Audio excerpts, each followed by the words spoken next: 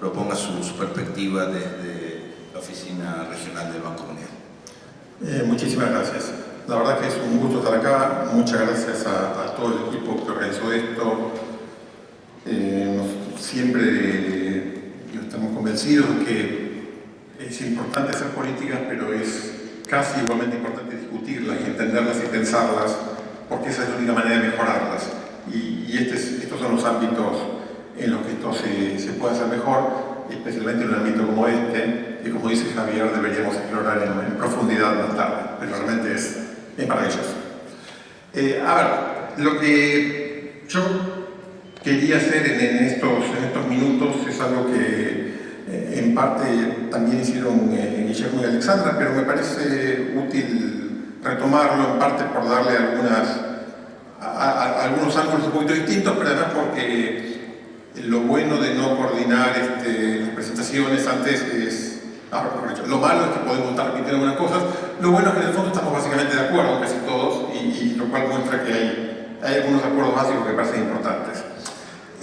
Mi intención es tratar de focalizar lo más posible en el tema de qué quiere decir esto de condicionar.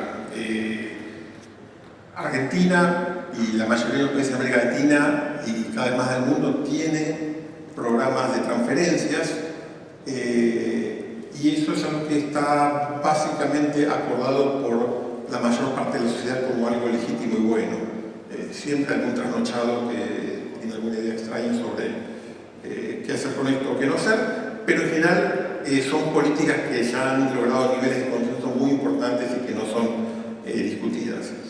Pero el tema de la condicionalidad me parece que es interesante de profundizar, porque me parece que el origen de la transferencia condicionada es fundamentalmente lo que nos contaban más temprano sobre México y Brasil.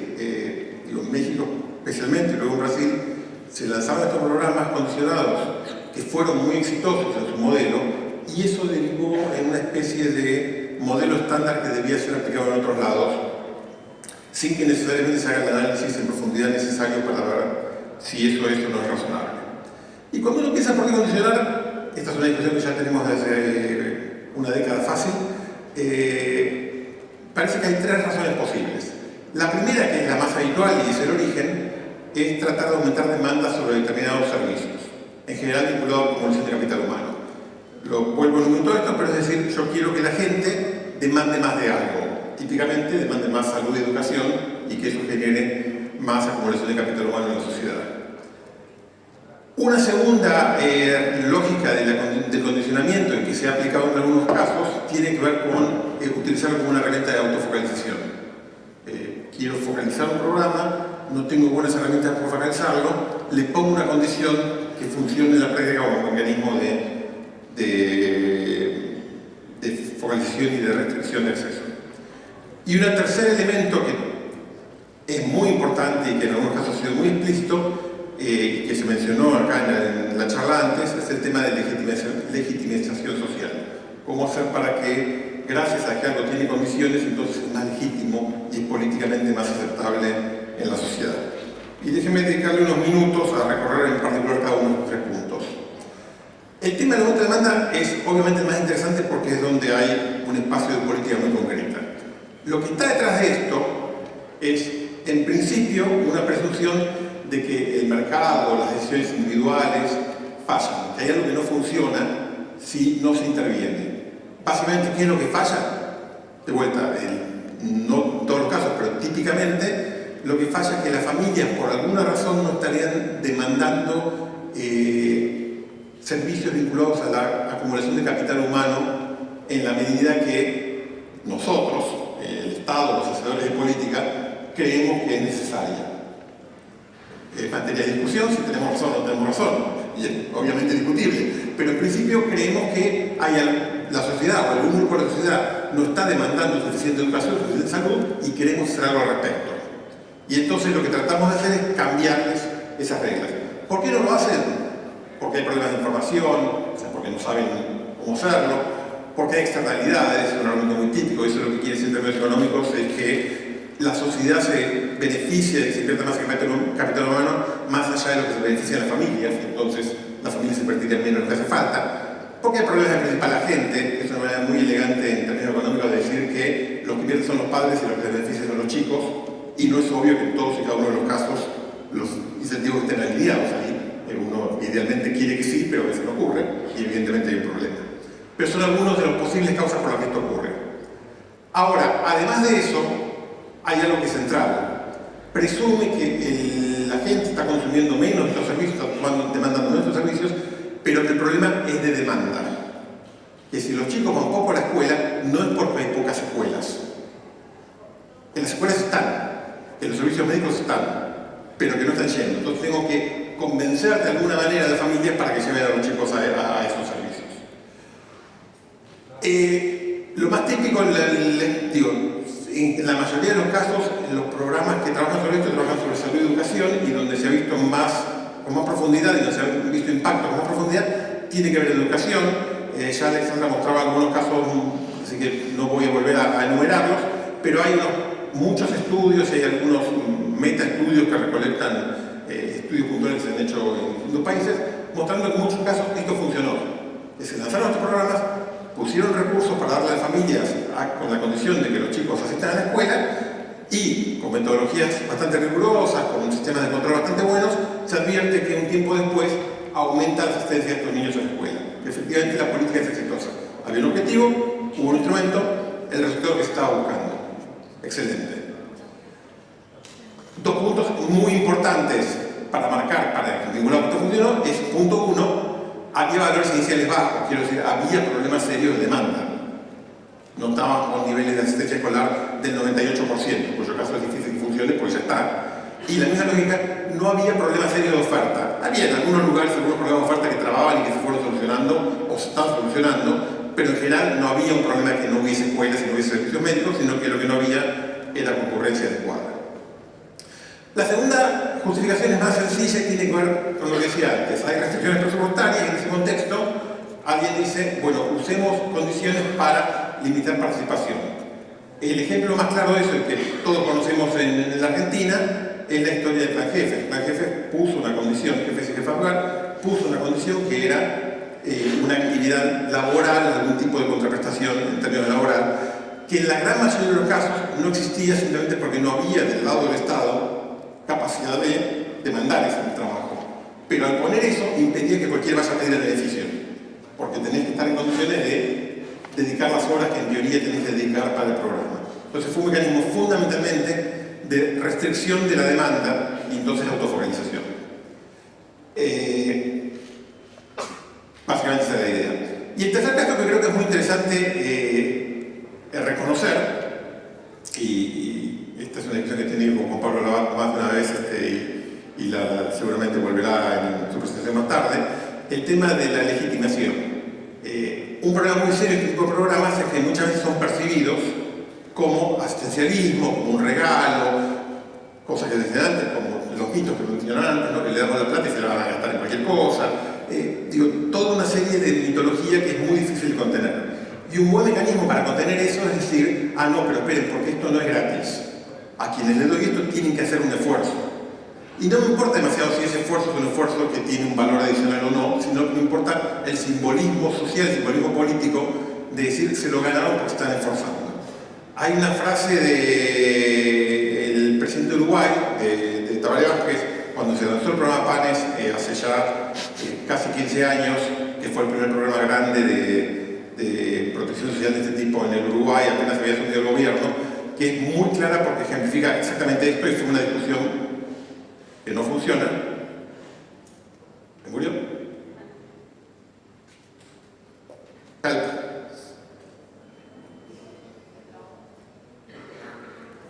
Ahí volvió, ok. Básicamente, él dijo que PANES no tiene que ver con la dependencia de asistencia social, dado que los beneficiarios deberán participar en trabajos comunitarios y enviar a sus hijos a la escuela y llevarlos a controles de salud periódicos. O sea, le estaban discutiendo que esto iba a crear dependencia, que esto era asistencialismo en el sentido muy agresivo de la palabra, y su respuesta es no, porque tienen que hacer cosas. Ahora, no porque esas cosas sean necesariamente buenas, porque era un mecanismo de defender el programa que él consideraba que era bueno, pero en realidad no por esto, sino por el hecho de que daba ingresos básicos a hogares que estaban en ese momento en condiciones económicas muy malas. Entonces, estos son los tres esquemas que uno advierte, los tres argumentos que uno advierte en general, más o menos explícitos o implícitos, en estas discusiones.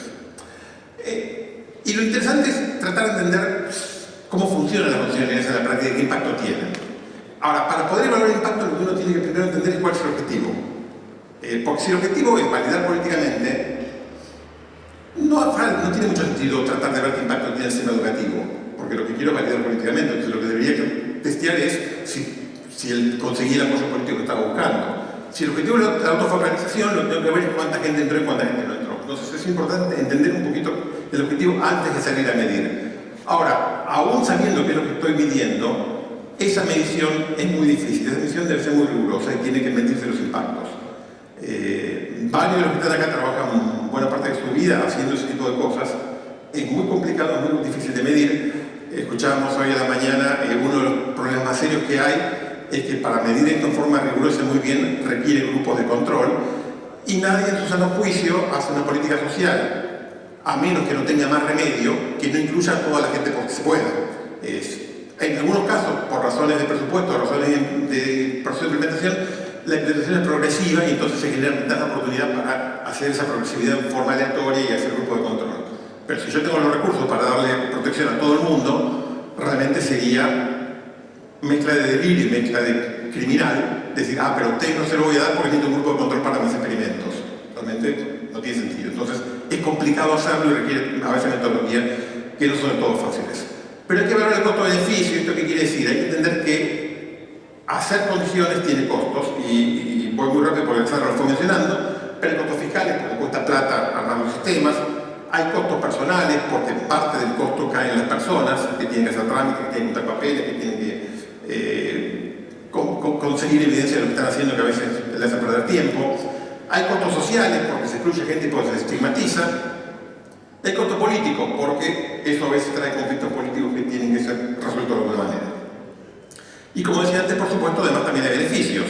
Y eso depende de cuál es el objetivo, pero puede generar cambios positivos en los comportamientos, que es lo que podríamos estar buscando. Puede generar espacio fiscal para focalizar y concentrar el esfuerzo en los grupos más necesitados. Son decisiones que hay que tomar. Y el punto es que hay que evaluar todo esto, hay que evaluarlo lo más rigurosamente posible, sabiendo que nunca se puede evaluar a la perfección, que siempre hay un margen de error importante en la manera como se evalúa, por lo que decía antes, porque los datos nunca son perfectos y que entonces es una tarea complicada. Un ejemplo de esto es un trabajo que hizo Mariana Marchoni, que la vimos temprano por ahí, pero no sé dónde está, y que lo publicó ANSES. ¿Qué pasó con la UH en Argentina en términos de educación? Básicamente, este es el primer enfoque, pero hicieron después una serie de análisis más micro, pero el enfoque es muy claro. El nivel de asistencia escolar que hay en la Argentina por grupo etario, y lo que ahí están viendo a simple vista es que la UH casi no tuvo impacto en los chicos más jóvenes, cosa que es razonable porque ya estaban casi todos en la escuela. Hay algún impacto y en la econometría encontraron algún impacto, pero menor, pero parecería haber un impacto más importante entre los chicos entre 15 y 17 años. Y eso parecería que por la UH hubo efectivamente más retención escolar de la que estaba viendo antes, y eso obviamente sería muy bueno. Por supuesto hay algunos problemas que no son culpa de quienes hicieron el estudio, sino que son culpa de la realidad. Por ejemplo, que no tenemos buenos datos en realidad de quién percibe y quién no percibe la UH. Ellos tuvieron que hacer un supuesto en base a la costa permanente de hogares para tratar de estimarlo, y es un supuesto muy razonable, pero sigue siendo un supuesto. Y algo más importante todavía, que no tiene mucha solución: no podemos discriminar en términos metodológicos si el efecto es de la condición o el efecto es simplemente de la transferencia, que el hecho de que los hogares tengan más plata les permitió que los chicos vayan a la escuela, que con o sin condición irían a la escuela igual. Pero en todo caso, son este tipo de esfuerzos que hay que hacer e ir mejorando la información para esto. Y hacer esto de forma rigurosa es muy importante, primero porque es la única manera de entender qué pasa y la única manera de mejorar la política, pero además porque es lo que le da a la sociedad una señal de que quienes están trabajando en esto están trabajando en serio y están tratando de ver cómo hacer para resolver problemas. Porque también es posible hacer otra cosa que se ha hecho en la Argentina, y me parece importante acordarse y no olvidarse de este tipo de cosas. Ustedes saben, la UH se lanzó en el año 2009. A los 3 meses apareció esto. Muchos de ustedes lo recordarán. Un informe del Ministerio de Educación que básicamente decía que hubo un aumento del 25% de la matrícula escolar desde que se implementó la UH. Esto salió 3 meses después que se implementó en un país donde la matrícula andaba por el 90%. Con lo cual, si incrementas 25% había un problema aritmético complejo. Y esto, que fue dicho con todas las letras, una responsabilidad importante porque generó el lío, por supuesto derivó en que otros equipos técnicos responsables de difusión lo tomen y armen una campaña publicitaria muy fuerte que tenía esto. Y muchos de ustedes recordarán estos carteles en muchos lugares de la ciudad y del país. Y esto es malo, esto es muy malo, porque la gente se da cuenta que no es verdad. Y cuando la gente se da cuenta que no es verdad, lo que se desprestigia no es el señor o la señora que hizo el cartel, sino el programa que tiene otras virtudes muy importantes. Y entonces hay que ser responsable, hay que ser cuidadoso, y hay que explicar cuáles son las ventajas, cuáles no son las ventajas, entender que cualquier programa de este tipo tiene costos y que esto tiene que ser evaluado en ese sentido. Entonces, terminando con esta discusión, la pregunta del millón, ¿es bueno condicionar o no es bueno condicionar? La obvia respuesta es depende, lamentablemente. ¿Y depende de qué? Depende de las condiciones en las que se aplique. Depende de cuál es, por el principio, el objetivo de política. Depende de cuánta información tengo para poder entender qué estoy condicionando y a qué lo estoy condicionando y cuán bueno es mi condicionamiento. Depende con la credibilidad. Si yo digo que quienes no asistan a la escuela no les voy a pagar y después no tengo manera de no pagarles, entonces nadie te lo cree y obviamente estás haciendo simplemente anuncios que no van a ser sostenibles y la gente sabe que no son sostenibles. Depende mucho con un tema no menor que es la heterogeneidad de la población objetivo. Porque si hay grupos de la población que tienen muchas dificultades particulares para cumplir con ese objetivo, vas a terminar excluyendo esos grupos en especial cuando, como decía Alexander más temprano, probablemente son algunos de los grupos a los que más te preocupa llegar y terminar con un doble castigo en lugar de una política efectiva. Y hay que tener mucho cuidado con ese tipo de modelo. Por otro lado, puede ser muy bueno si tiene efectos positivos importantes y los costos son relativamente menores, pero tiene riesgos. Puede excluir gente, que es lo que decíamos recién, y puede ser más visible, puede profundizar los problemas de oferta. Condicionar sin oferta adecuada, nuevamente, es un problema muy serio, porque no resuelve los problemas originales, pero además porque es evidente, porque si vos le dices a la gente, usted solamente va a acordar el beneficio y va a la escuela, y cuando va a la escuela le dice no tiene cupo, obviamente genera un problema político más grave que antes todavía. Entonces, en resumen, la condicionalidad es una buena idea, pero es una buena idea como instrumento de una política con un objetivo político claro. No es una buena idea per se. No es qué bueno condicionemos. Hay un problema, hay una herramienta que responde a ese problema, apliquémosla. Si ese problema no existe o la herramienta no funciona en la sociedad en la que está funcionando, entonces no la apliquemos. No puede ser una respuesta automática e inmediata. Muchísimas gracias.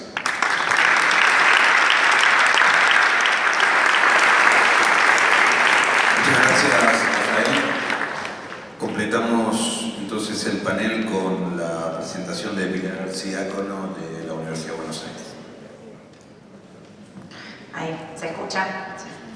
Bueno, primero agradecer a los organizadores, especialmente a Fernanda Reyes por la invitación. Para nosotros es un placer estar acá. Hablo de nosotros porque con mi presentación represento también a un grupo de investigadores de la Universidad de Buenos Aires, del Grupo de Derechos Sociales y Política Pública, que somos un conjunto de investigadores e investigadoras de las facultades sociales y de Derecho de esta universidad, muchos de nosotros investigadores también del CONICET, que venimos trabajando hace muchos años, entre otras cosas, en el campo de las transferencias de ingresos, de los programas sociales y lo que ha sido la transformación cualitativa y cuantitativa de la asignación universal.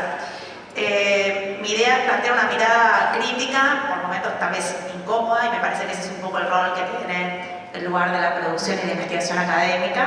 No sé si me voy a hacer muchos amigos cuando me voy de acá, pero por lo menos me parece que tiene que ver con el espíritu también de este encuentro de un diálogo franco entre decisores públicos, burocracias, técnico-profesionales y también actores del mundo académico. Yo voy a dividir la presentación en tres partes. Una tiene que ver con algunas cuestiones más generales, algo que comentaron ya los colegas, de la asignación y de las condicionalidades como componente o como momento de la asignación.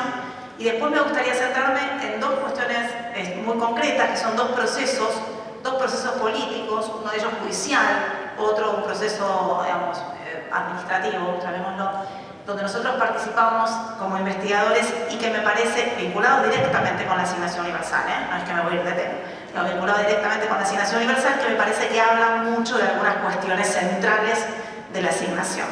En primer lugar, decir, con la asignación presupuestariamente representa poco, ¿no? Lo dijeron en el panel anterior, 0,5% del PBI aproximadamente, el impacto importantísimo en las familias, pero sobre todo es increíble cuando uno escucha cómo circula en la agenda pública, en la agenda mediática, en la agenda electoral, la cuestión, la preocupación por la asignación y la preocupación por la legitimidad de aquello que el Estado transfiere a las familias pobres, ¿no? Sobre los peligros que acarrea en términos de el fomento a la vagancia, al desincentivo a buscar trabajo. Esos temas están instalados de manera muy naturalizada en la sociedad argentina, imagino también que en parte de las otras sociedades de las que estuvieron hablando los colegas. Y hemos escuchado mucho de lo más diverso, ¿no? Anécdotas de lo más diverso. Yo, en primer lugar, lo que quería señalar es que nosotros venimos insistiendo, y me parece que no es una cuestión meramente formal o cuestión clasificatoria propia del mundo académico, en la diferencia entre los programas de transferencia condicionada de ingreso y lo que ha sido el cambio cualitativo de la asignación universal por hijo y la asignación por embarazo también desde ya. Y si bien de alguna manera el momento de las condicionalidades o el componente de las condicionalidades se hacen parecer a la asignación a un programa de transferencia condicionado con hijos, condicionado de ingresos, y entonces esta mesa se articula en torno a esto, me interesa señalar el salto que implementa la asignación en materia de incorporar a las asignaciones familiares tradicionales el componente no contributivo de la seguridad social. Me parece que eso que todavía no fue surgiendo en el encuentro, porque acabamos de empezar, en una mirada diacrónica, si uno reconstruye las transferencias de ingreso, el salto en materia de inaugurar el componente en asignaciones de seguridad social no contributiva, el rol de ANSES central en poder hacer posible y factible que de golpe, bueno, no tan de golpe, pero que 3.500.000 familias empiecen a cobrar la asignación universal en 2009, en octubre del 2009, las prácticas estandarizadas de ANSES y su experiencia previa en materia de previsión social me parece que son centrales, como así también, sobre todo cuando nosotros venimos siguiendo durante muchos años todos los topes que han tenido para el ingreso, los programas de transferencias de ingresos o los programas de empleo transitorio también, violando las condiciones de accesibilidad, el hecho de que ahora ya tal vez es muy naturalizado por todos nosotros, las condiciones de accesibilidad permanente por parte de la asignación me parecen centrales. Digo porque esto ha sido incluso objeto de litigios judiciales y de presentación de cientos de amparos para que las familias ingresen a los programas cuando los programas estaban cerrados. Sobre eso podemos hablar a quien le interese en otro momento.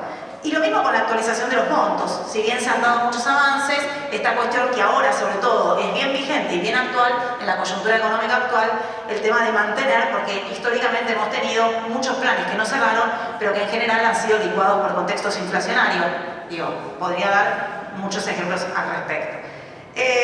Sin duda la asignación ganó una cobertura impresionante, lo sabemos, no hace falta ni mencionarlo, con un horizonte de sentido la figura de los trabajadores asalariados permanentemente. Ese es el esquema de protección que de alguna manera pone sobre la mesa la asignación, y en un sistema que yo entiendo que después van a estar conversando otros participantes en paneles posteriores, a través de un sistema fragmentado, ¿no? Un sistema fragmentado con otros componentes, las asignaciones familiares, las pensiones no contributivas, que ahora están muy en la agenda, pero que en general históricamente no se habló tanto, y en general el olvidado sistema de crédito fiscal a través de impuestos a las ganancias, ¿no? Digamos, todo lo que conforma las transferencias a las familias.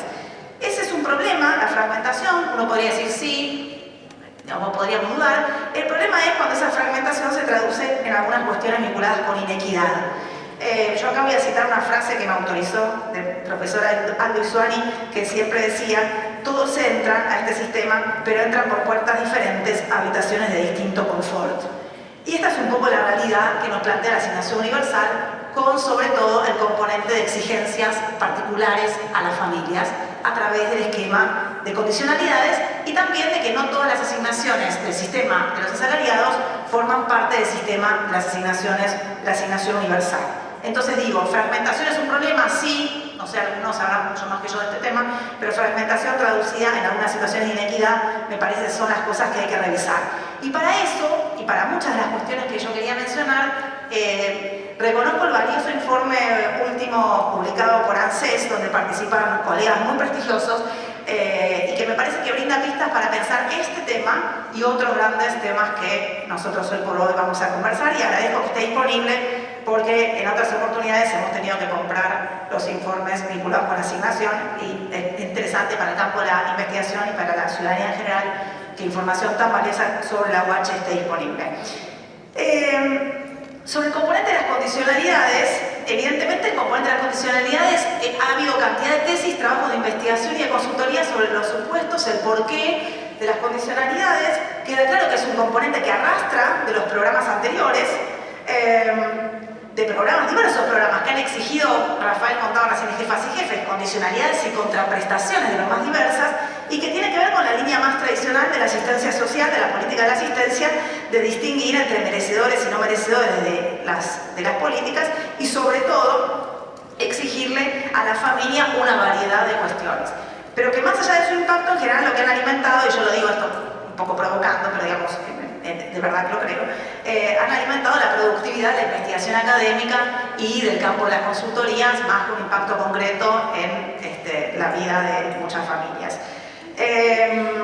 Generando, digamos, situaciones, cuando uno se trabaja de campo con mujeres receptoras, no solo de AUH, sino de muchos programas sociales, ocupabilidad de en los trámites, porque en general no es solo la UH, las familias reciben AUH y otros programas que exigen otras cosas. Entonces, digamos, hay toda una discusión ahí de la agenda de género, bueno, acá está Leonor Favur, no puedo decir nada más interesante, pero digamos, vinculada con este tipo de exigencias. Y lo que creo que el informe oficial plantea claramente, y a mí me parece central, no solo las dificultades en realidad para lograr el acceso a los servicios sanitarios o educativos, sino sobre todo las dificultades para acreditar la condicionalidad. Cuál eso es muy loco, ¿no? Digamos, se trata en realidad de la dificultad para hacer el trámite más que para conseguir, o además de, para conseguir la cobertura en la inscripción en el colegio o la asistencia en materia sanitaria. Evidentemente este componente, mi mirada es que este componente de la asignación universal es el que pone de manifiesto un trato diferente, ¿no? Por lo menos un trato, podríamos decir un trato diferente, y es en el momento, si uno ve la asignación no como un todo, sino como en diferentes momentos, es el que la acerca más a un programa de transferencia condicionada de ingresos y la aleja más a un instrumento de la seguridad social tradicional, a un instrumento de la seguridad social contributiva. Yo leí algunas versiones taquigráficas de declaraciones viejas de jefes de gabinete que decían: es un derecho que se determina en cada proceso de liquidación mensual. Es raro, ¿no? Es un derecho que se determina mensualmente. En realidad esta idea de un derecho ad hoc diferente a un derecho o los verdaderos derechos propios del esquema contributivo. A mí me interesa en general problematizar esta visión de si la UH es o no un derecho. Me parece que hay que matizar varias de las discusiones vinculadas sobre la cuestión de los derechos, pero seguramente es menos derecho que los derechos contributivos. Por lo menos lo tiro acá para discutir. A nivel micro, la asignación universal nos ubica en un lugar central a la cuestión de la permanencia. En general, quienes estudiamos programas sociales y en general los decisores públicos han estado altamente preocupados por el campo del acceso, el problema del acceso, y además de los intermediarios extrainstitucionales. Es decir, estoy refiriéndome sobre todo a los intermediarios llamados clientelismo, y en el informe leía prácticas adaptativas. Bueno, el problema de las permanencias, y sobre todo en un contexto donde las condicionalidades dan suspensiones. Yo tengo la serie, por tiempo no la voy a mencionar, pero hoy por hoy está pública en la información, pero la cantidad de población que va quedando suspendida, o sea, no solo está la condicionalidad, sino que además se ejerce las suspensiones correspondientes, además de la retención de la plata, del dinero del 20%. O sea, Argentina tiene un sistema bien, dentro de las clasificaciones, que nunca me las acuerdo, pero bien duro, ¿no? Digo, del sistema de condicionalidades. Y esa cuestión de la permanencia nos ubica en el centro para la agenda de la investigación, pero también para la agenda de la discusión de la política pública, el rol de los intermediarios, ya no extrainstitucionales que tanto quitaban el sueño, sino los intermediarios burocráticos, tanto de ANSES como las burocracias de los agentes escolares y los agentes sanitarios, que actúan de alguna manera como guardianes y que en sus propias, basándose también en sus propias valoraciones, refuerzan, ignoran, transforman el campo de las condicionalidades, convirtiéndolo en un campo por cierto, muy cierto. Yo leía un texto de Susana Gintze y de María Ignacia Costa que mencionaba el caso de las huelgas de las lapiceras caídas en Neuquén, cuando los agentes sanitarios se negaban a firmar las condicionalidades de la UH. De esto hay 400 millones de tesis vinculadas con estos temas. Sobre los maestros, cómo operan los maestros, los directores, los preceptores y los agentes sanitarios en el momento de la condicionalidad. Esto lo dejo aquí, por lo menos, sobre todo en un esquema tan masivo. Dos cuestiones. Me estás matando con el tiempo, pero voy a resumir. Dos cuestiones. Son dos ejemplos, dos procesos donde nosotros participamos. Y estos procesos transversalizan las diferentes gestiones de gobierno, o sea, gestión actual, gestión anterior. Quiero decir, tienen que ver con cuestiones mucho más estructurales del Estado y del gobierno. Hace varios años ya iniciamos con María del Carmen Feijóo un pedido de información pública, o sea, desde la Universidad de Buenos Aires y desde la UNIPE, un pedido de información pública para conocer la cantidad de niños, niñas y adolescentes que estaban en escuelas, que cobraban AUH, cantidad, nada más. Esto tenía que ver, por un lado, con algún tipo de interés de investigación de la gente de la UNIPE, y por nuestro lado tenía que ver, por el lado de la UBA, tenía que ver con un interés de conocer cómo es el momento, cómo es el proceso de producción de información por parte del Estado y qué hace el Estado con la información que recaba en materia de condicionalidades. No les voy a contar el periplo porque Javier me va a echar, pero en realidad, digamos, pasamos por pedidos de información a través de instrumentos oficiales, ¿no? El decreto 1172 para todos ustedes, que la mayoría lo conocen, y luego ante ANSES y luego al Ministerio de Educación a través de la nueva Ley de Acceso a la Información Pública. En esta idea de investigación-acción también, de que la investigación también puede o debe, o queremos que mueva, ¿no? Que corra los márgenes, llegamos a tener varias negativas. En primer momento la información no estaba, en segundo momento la información estaba pero era reservada, en tercer momento la información estaba, era reservada y violaba algunas cuestiones vinculadas con la publicidad de las evaluaciones de calidad educativa. Nosotros no preguntamos por calidad educativa, no tengo idea ni de qué se trata. La cuestión es que terminamos haciendo un reclamo ante la Agencia Nacional de Acceso a la Información Pública, institución nueva vinculada con el tema de acceso en la Argentina, y después de un largo proceso sale una resolución con la cual accedemos a que el Ministerio de Educación nos dé columnas, escuelas, cantidad de chicos, nada más. ¿Qué quiero decir con esto? ¿Y qué saco de este primer ejemplo que quería plantear? Años después tenemos esta información en papel, es un bodoque, obviamente explota. Primero, un ejercicio de producción y acceso a la información pública en un campo que a nosotros como investigadores e investigadoras nos cuesta muchísimo acceder a la información, por eso vuelvo a que celebro el informe. Pero en general información de datos, de bases, ¿no? Primaria, difícil. La segunda cuestión nos hablaba de cierta desarticulación, para decirlo de alguna manera, entre los ministerios o entre las agencias del Estado al momento que empezamos a hablarle a Educación y ANSES sobre códigos escolares y chicos con asignación. Pero en tercer lugar, que era lo que por ahí a nosotros más nos preocupaba, tenía que ver con si la información estaba y no nos la querían dar, era un problema, pero si la información no estaba, era un problema más grande. Y este problema más grande habla, y por ahí es lo interesante discutirlo acá, sobre qué hace el Estado o no hace el Estado con la información que le pide a las familias permanentemente sobre las escuelas. Entonces digo, ¿cuál es la producción estatal de información a partir del cumplimiento de las condicionalidades? Dejo esto por ahí. Segundo ejemplo que quiero dejar picando antes que me eches. Y no tiene que ver con condicionalidades, pero tiene que ver con un grupo, con un caso vinculado con la asignación universal. También con este espíritu un poco de la investigación e intervenir en procesos políticos, nosotros intervenimos en procesos judiciales. Intervenimos en procesos a través de la figura de amicus curiae, que todos conocerán, que son los amigos de los tribunales, de alguna manera como expertos, entre comillas, nos presentamos en causas. A partir de un gran trabajo que veníamos haciendo con la Procuración Penitenciaria de la Nación, empezamos a ser parte de un litigio por el no cobro de asignaciones familiares universales, en este caso, en la cárcel de Ezeiza. Particularmente, el caso que se litiga esto lo tenemos escrito, se lo podemos pasar después a quienes estén interesados, es un habeas corpus colectivo, correctivo, por 33 mujeres, estoy estoy hablando de la asignación universal que cubre 3.600.000, no me acuerdo ahora cuánto, 33 mujeres que tienen a sus hijos viviendo en la prisión porque son menores de 4 años. Frente a los cuales, también hace muchísimo tiempo, ANSES, la Gerencia de Asignaciones Familiares de ANSES, frente a un dictamen, considera que en realidad estas mujeres ya tienen todas las necesidades cubiertas por el Servicio Penitenciario Federal. A partir de ahí se inicia una causa que mencionaba, un habeas corpus, esto tramita en el fuero penal, el derrotero judicial es largo, termina con una sentencia favorable de la Cámara de Casación Penal, de la sala de Borinsky, Geminiani y Hornos, hace ya 3 años. Todavía el proceso está en ejecución de sentencia. Ayer justamente hubo un operativo en la prisión para que las mujeres pudieran acceder a la asignación. Y esto tiene miles de entradas posibles y lecturas posibles. Por un lado, de lo que es la voluntad política de meterse con la discusión de derechos sociales de personas privadas de libertad. 0 minutos me pone. Bueno, ya termino.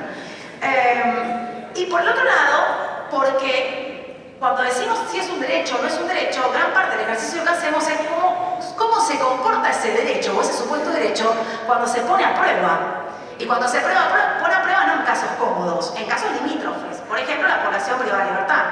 Y entonces, en realidad, en esta causa, da más bien que pensar que la asignación no funciona tanto como un derecho, que aparecen las prácticas de ocultar cuáles son los consumos por parte de las mujeres, cuáles son las ideas de buenas madres, estas son madres que cometieron supuestamente un delito. Entonces, el caso despliega un conjunto de argumentos morales de las diferentes agencias del Estado que participaron en este caso y, insisto, ¿no? De alguna manera, trascendiendo los límites de la población, de lo no contributivo, contributivo y no contributivo, suma esto otro vector de desigualdad que son las personas que están privadas de libertad. Cierro con esto. A mí me parece, y puedo después explayarme en cualquiera de estas cuestiones, que nosotros somos participantes activos de estos casos o de estos procesos. A casi 10 años de la asignación universal, me parece oportuno, realmente celebro este espacio para rediscutir más globalmente el sistema de transferencias. Creo que el informe da pistas por todos lados como para pensar esquemas más universalistas de los que tenemos y también para repensar la necesidad de tener condicionalidades. Creo que los colegas, digamos, dieron mucha información al respecto y por lo pronto, mientras las condicionalidades existan, el carácter punitivo de las condicionalidades. Gracias.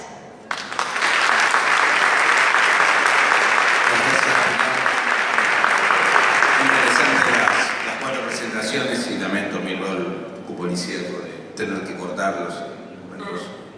Me parece muy rico para el debate, pero justamente una de las cosas que está prevista en el espacio que tenemos, y nos quedan unos 15 minutos para ser generosos, tenemos la intención de poder compartir, como les decíamos, preguntas y reacciones de los disertantes a las preguntas o comentarios que fueron haciendo. De lo que recibimos, armé como 2 grupos, hay algunas preguntas particulares que las dejo para una segunda vuelta, pero en principio les propongo compartirles 4 o 5 preguntas que son un poco más generales y incentivarlos a una reacción breve. Lamentablemente tenemos poco tiempo, pero si, siguiendo el orden de las presentaciones, si les parece en esta primera vuelta, hago unas preguntas y reaccionan, si quieren pasan de largo, digamos, buscamos ese intercambio y obviamente todo este debate es un punto de partida para seguir profundizando en el resto de las mesas y también los pasillos y los espacios que surgen a partir de este nuevo celebrado espacio de debate e interacción. Las preguntas que seleccioné para esta primera vuelta son: teniendo en cuenta que las condicionalidades son tomadas como herramientas para el diagnóstico y análisis, en el caso de la UH, en relación al sistema de salud y educación, quitarlas no iría en desmedro de esto último y por ende en desmedro del surgimiento de posibles soluciones. Quitar las condicionalidades de salud y educación en la UH. Segunda pregunta: ¿qué tipo de medidas preventivas se aplican en la difusión de estos programas para que no sean utilizados con fines políticos? ¿Qué papel juegan conceptos como inercia social o cultura en el cumplimiento de condicionalidades? ¿Consideran que alcanza con los requisitos y el control? ¿Cómo se articula con la libertad individual y el respeto a la diversidad diversidad, por ejemplo en el caso de los pueblos originarios. Y finalmente, cómo combatir el mercado negro en el cumplimiento de las condicionalidades. Hemos verificado en La Matanza la venta de certificados de vacunas. Mantenemos el orden de las presentaciones y...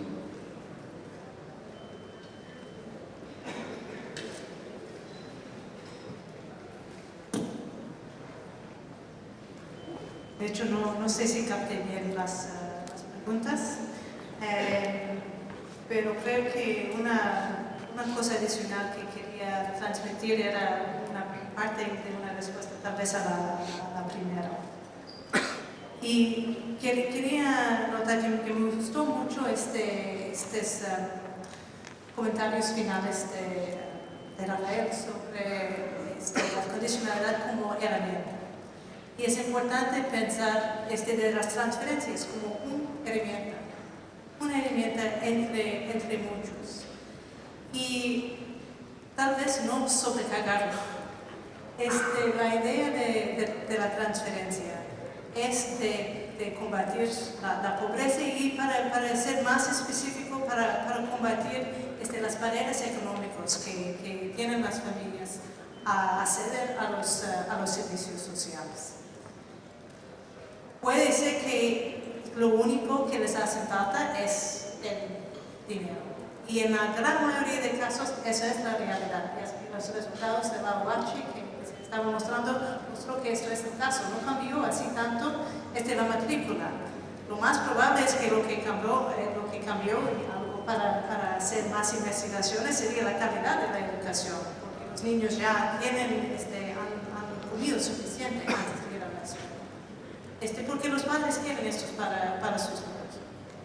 Bueno, pero si existen los problemas en la educación, en la salud, de que si llegan o no, las transferencias mismas no pueden, no son suficientes para tratar con este problema, tal vez se requiere otra herramienta.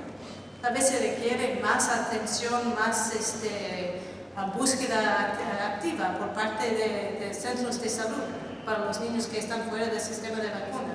Tal vez se requiere que las escuelas sean más, que respondan más a las carencias y las necesidades de los intereses de la población. Hay otras maneras de resolver estas cuestiones. Y parte de eso fue también las presentaciones tanto de México que de Brasil, que hacer estos lazos entre los diferentes programas es también importantísimo. Es allí donde se puede asegurar que realmente los derechos sean cumplidos. O sea, utilizando todos los elementos que tenemos y no solo las transferencias que sean condicionadas o no.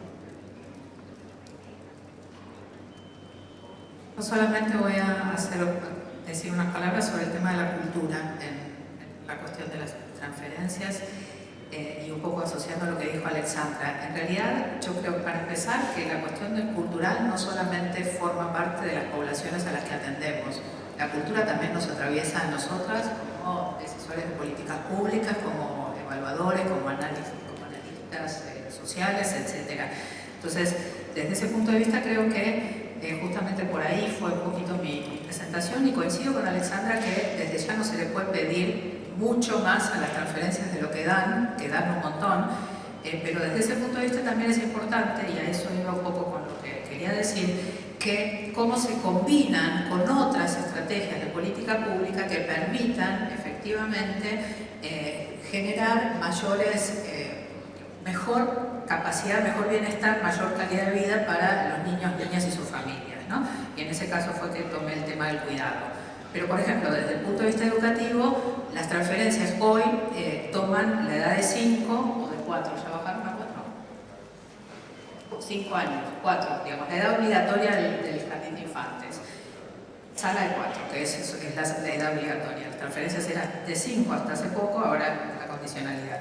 Ahora el tema es, ¿podemos asociar esto, digamos, nuestra cultura se puede extender tanto como para asociar esto a tener también mayor oferta, mayor provisión de jardines maternales, mayor provisión de servicios de cuidado locales cerca de las comunidades, o vamos a seguir también con nuestra cultura y pensando que la cultura de ellos no favorece que terminen de llegar, ¿no?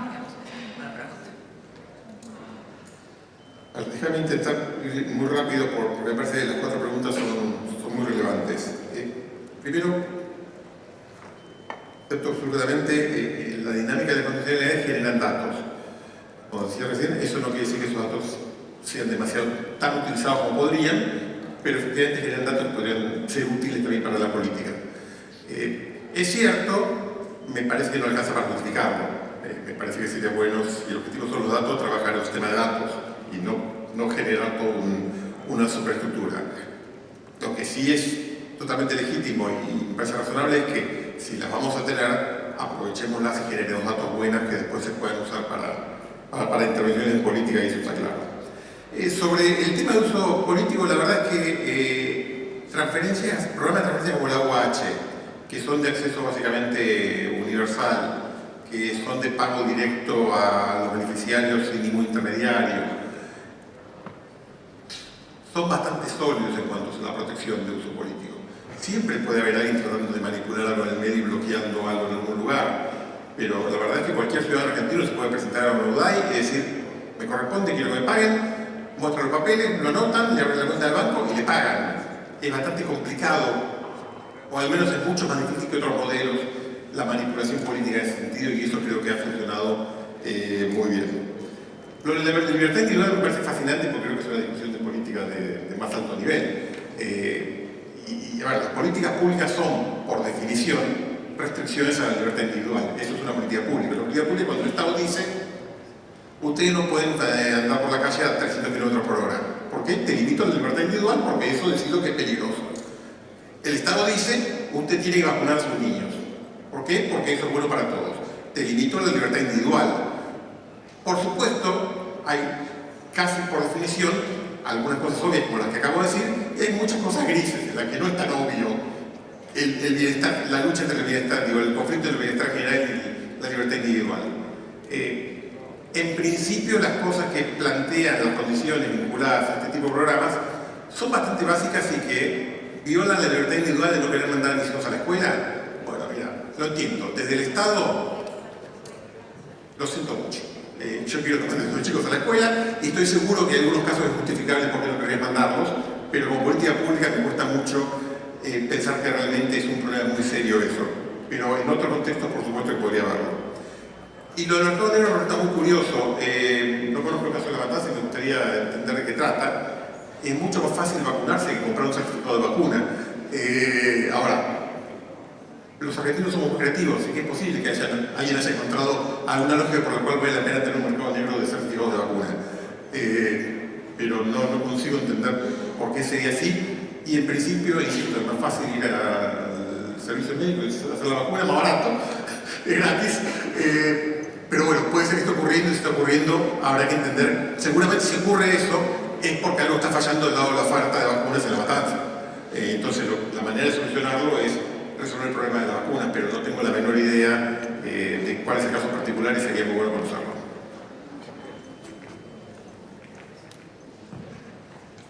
Bueno, en realidad ya dijeron la mayoría. La pregunta que vinculada con las condicionalidades. La pregunta que yo me parece que es si se le puede seguir pidiendo toda la asignación universal, que creo que acá Alexandra y Eleonor lo planteaban, una transferencia de ingresos que ya de por sí es impresionante el impacto en materia de la transferencia. Lo que sí es evidente es esta pregunta que hacíamos recién de, por un lado, ya que el Estado pide, ¿qué hace el Estado cuando le pide?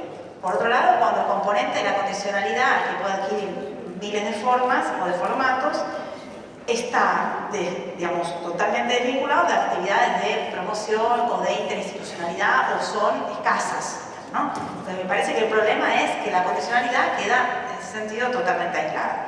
Con respecto a la cuestión del uso político, intuyo que la cuestión viene por una preocupación más vinculada por las prácticas clientelares, llamadas ahora, yo decía, prácticas adaptativas. Creo que la asignación, ha tenido a través del proceso, Rafael lo decía, de inscripción, de estandarización, de masificación, ha planteado elementos de lo que se llaman desclientelizadores, y esa es una preocupación analítica y moral. Pero es cierto que opera en el territorio en el conjunto de otros programas. También tenemos en general esta tentación de analizar la asignación como separada, y opera en el campo territorial donde convive con otro tipo de prácticas que tampoco me parece que hay que dejar de lado. Y con respecto a la libertad individual, me parece que la pregunta tal vez iba por el lado de la libertad individual de estas familias, porque en general al resto de las familias no se le preguntan un montón de cosas, no se les indaga. Siempre hablamos el caso de cuando fue el tema de instituciones escolares, escuelas de gestión pública estatal o de gestión privada, que la asignación universal en su momento planteó de gestión pública. Al resto de las familias que cobran asignaciones nunca se les preguntó esto, y digamos, no es un problema, tiene que ver con la libertad individual, particularmente de ese tipo de familias. No mucho más que eso. Muchas gracias. Vamos a abusar un poquito del tiempo, 5 minutos, no más de 10 minutos más y terminamos, pero hay una segunda vuelta que me parece interesante sobre un par de preguntas puntuales, especialmente referenciadas a Rafael y a Pilar. Las leo en voz alta y de nuevo hablan ellos, y si quieren ustedes completan, y con eso damos por cerrado.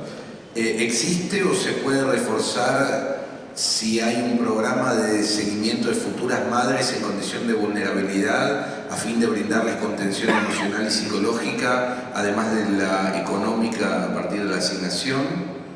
¿Cómo se monitorea el programa Aguache, ya que hay casos de familias que lo cobran aunque sus hijos estén institucionalizados y no vivan con sus padres o madres o alguno de ellos? Cuando hablan de costos, Alejandra y Rafael, y mirando la región, ¿qué opinan de generar acuerdos multilaterales para dar coberturas a extranjeros en cada país? ¿Qué riesgos y qué beneficios se evalúan a partir de estas iniciativas? Y finalmente, para Rafael, ¿existe un relevamiento de estudiantes de escuelas secundarias que tengan Aguache? ¿Cuál es la estadística comparativa a través de los años del abandono escolar en los beneficiarios de 15 a 18 años? No sé en qué orden, Rafa.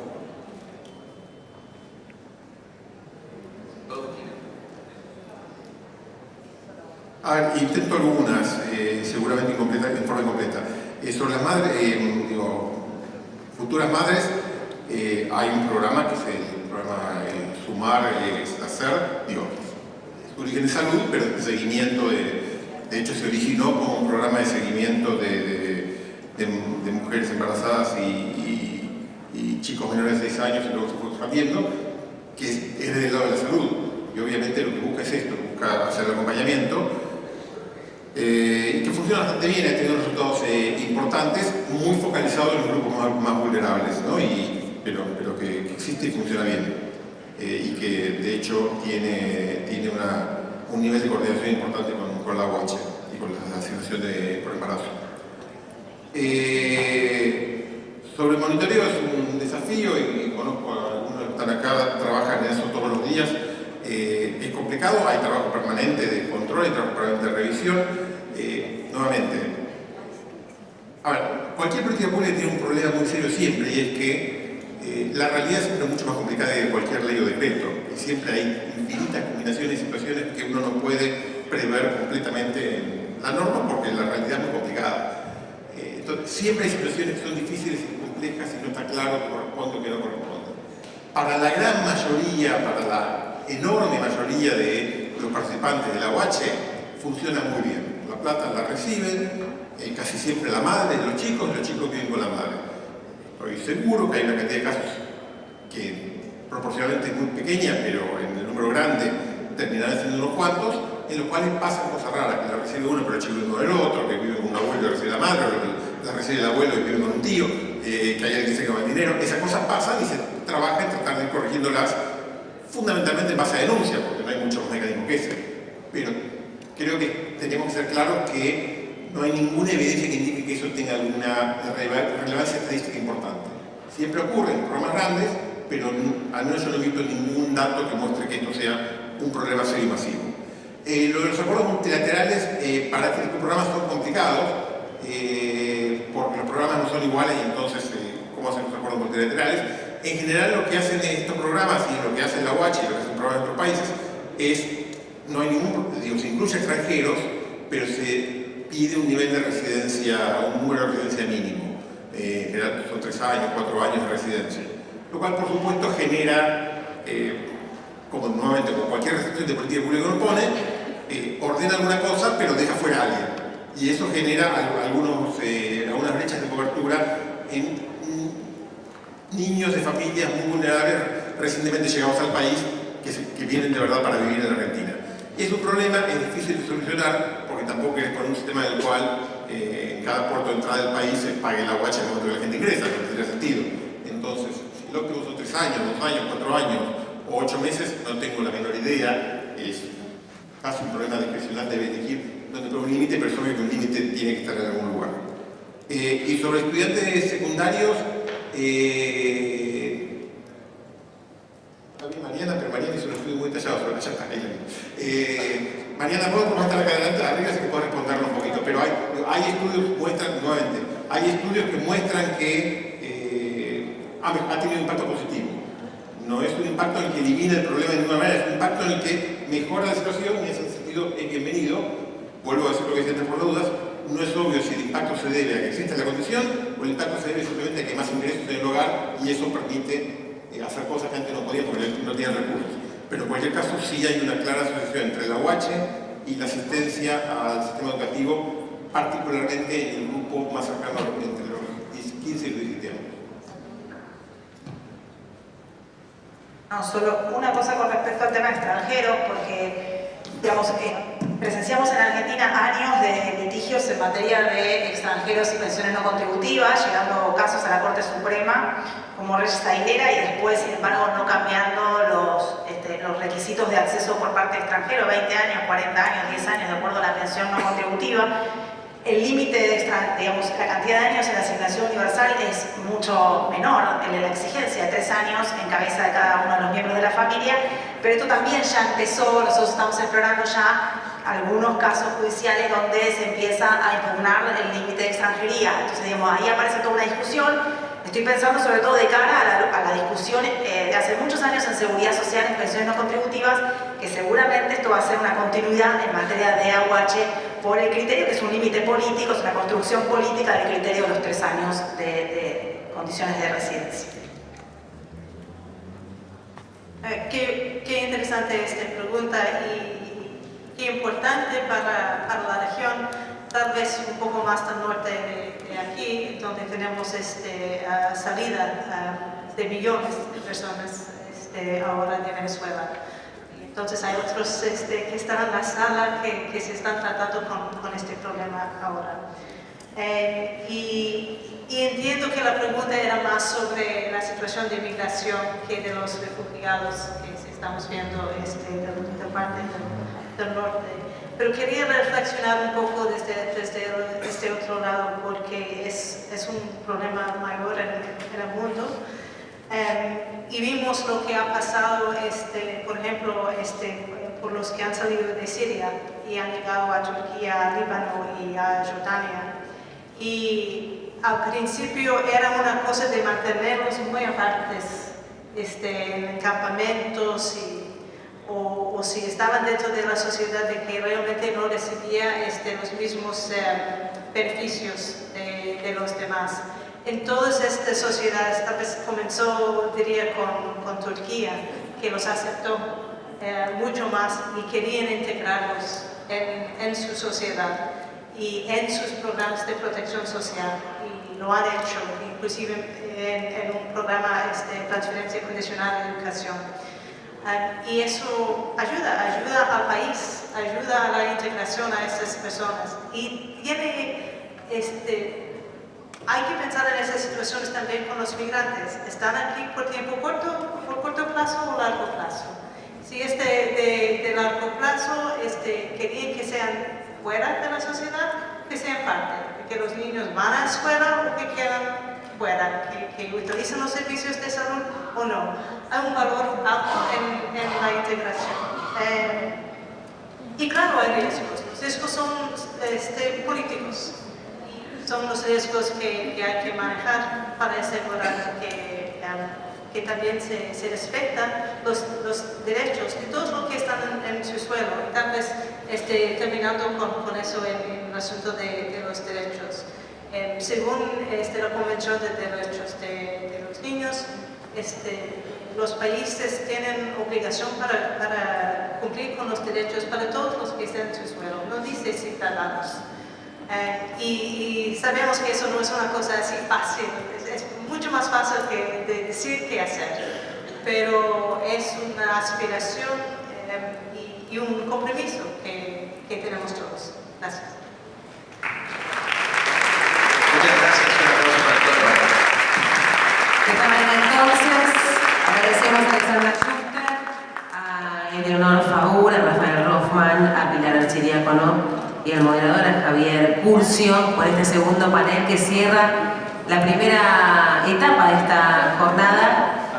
Luego de este segundo panel, los invito al almuerzo que se va a realizar en el VIP Central.